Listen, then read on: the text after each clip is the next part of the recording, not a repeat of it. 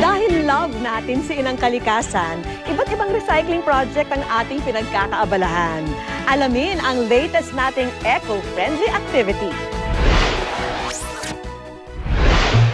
Para ang itlog hindi mabasag at mahulog, inimbento noong 1911 ang lalagyan nito.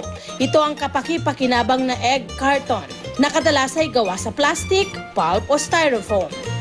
Pero alam niyo ba na maski gamit na ang egg carton, pwede itong pakinabangang muli.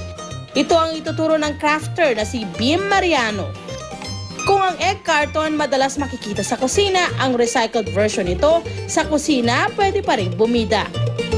Para mapakinabangan ang mga egg carton sa kusina, pwede natin siyang gawing container na may disenyong ibon. Pwede rin siyang maging decoration sa loob ng bahay niyo. Kailangan lang ng cutter, paint, scissors, glue gun, lumang bowl at syempre ang egg carton. Maingat munang hiwain ang egg carton ng pahaba gamit ang cutter. Saka isa-isahin ang paghiwa ng bawat egg cup nito.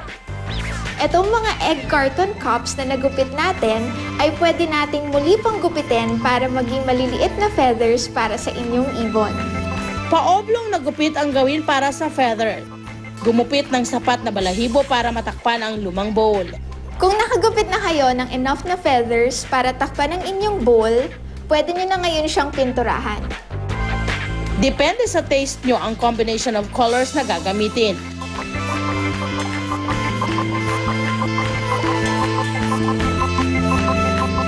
Habang pinapatuyo ang painted feathers, gumupit naman ng strips mula sa egg carton na magsisilbing buntot ng ibon.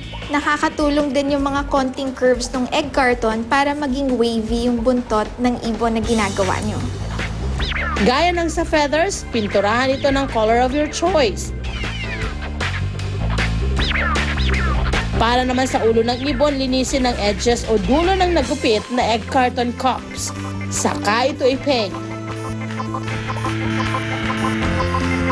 Para naman makagawa ng palong, gumupit ng wavy o pakorting S na pattern. Kulayan ito ng pula. Pagtapos na kayong pinturahan ang mga feathers, buntot at ulo, pwede nyo na ngayon siyang idikit sa inyong bowl. Siguraduhing matatakpan ng feathers ang buong bowl.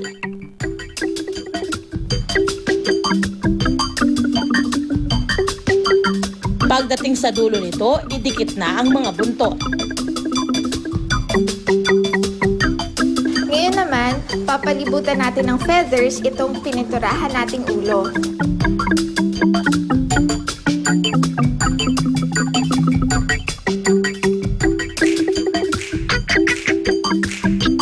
Saka na idikit ang ulo sa katawan nito. Idikit din ang palong sa itaas ng ulo.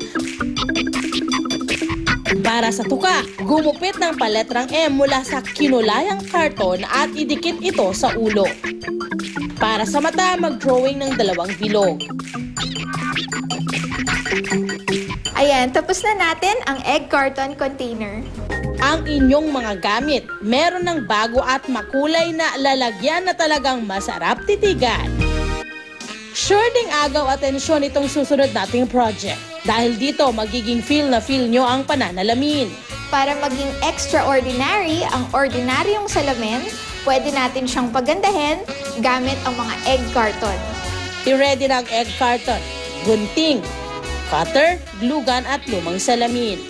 Itong strips ng egg carton, kailangan pa natin ulit gupitin para maging cups.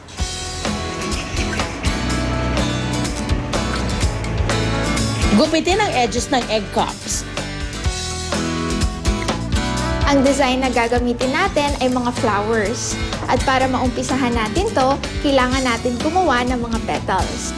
Gumupit ng 4 na V-shape sa egg cup. Ito ang magsisilbing space sa pagitan ng mga petal. Gupitin naman ng pa-curve ang bawat dulo na magsisilbing petal. Gumawa ng iba't ibang sizes ng bulaklak. Para makagawa naman ng pinakamaliit na flower, gumupit ng 3 maliliit na V-shape. 3 lang ang kailangang gupitin. Gupitin din ng pa-curve ang mga dulo nito. Pag sapat na ang dami ng iba't ibang sizes ng petals, kulayan na ang mga ito, saka patuyuin. Kapag tuyo na ang mga petals, pagpatong-patungin ito para makabuo ng isang flower. Idikit gamit ng glue gun ang mga petal. Unahin ang malaki hanggang sa maliit. Dapat ay overlapping ang pagdidikit nito. Pag na-assemble na ang mga flower, pwede na itong ipalibot sa salamin gamit ang glue gun.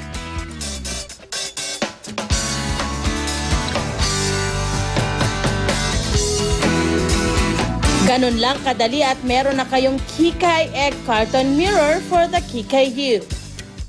Sa bahay, magandang dekorasyon ang lampshade. Pero kapag lumuma na ito, pwede natin siyang i-level up gamit ang egg carton. Let there be light sa inyong tahanan sa pamamagitan ng lumang egg carton. Bukod sa egg carton, kailangan lang ng old lampshade, cutter, scissors at paint. Ang una nating gagawin ay gugupit tayo ng cups mula sa egg carton. Gupitin muli ang dulo ng egg cups para malinis itong tingnan. Kulayan ang egg cups.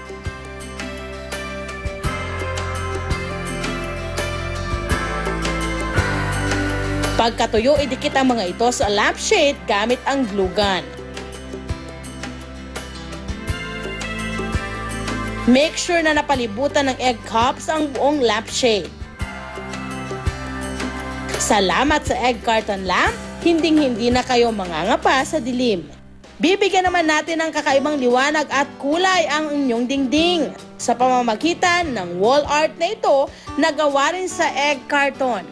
Madali lang to gawin basta't may egg carton, cardboard, old frame, glue gun at masking tape. Meron na tayong naggupit at nalinis na egg carton cups. Ngayon naman, pipinturahan natin siya sa labas.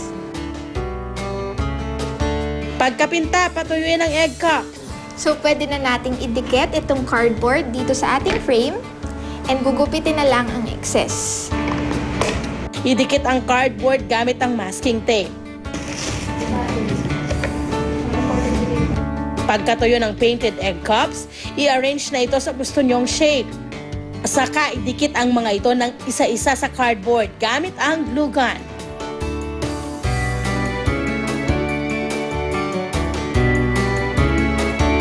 In a matter of minutes, ready na ang ating wall art. Kaya sa susunod na maubos ang itlog, huwag agad itapon ang lalagyan nito. Hatid ng egg carton ang sangkatutak na solusyon na ikagaganda ng inyong home, sweet home.